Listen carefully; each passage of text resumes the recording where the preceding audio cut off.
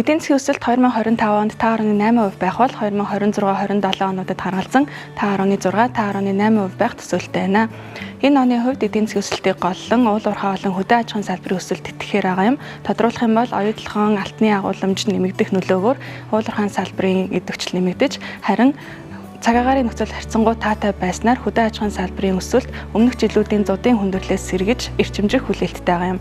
Харин нүүрсний үнийн уналтаас шалтгаалж тээврийн салбарын үйлдвэрлэл буурах бол төсвийн зардал танагдах, зээл санхүүжилтийн нөхцөл чангарах нөлөөгөөр бүтээгдэхүүний цэвэр татвар болон худалдааны салбарын идэвхжил буурч, улмаар уул уурхайн бус салбарын өсөлт харьцангуй нам түвшинд байх хүлээлттэй байна.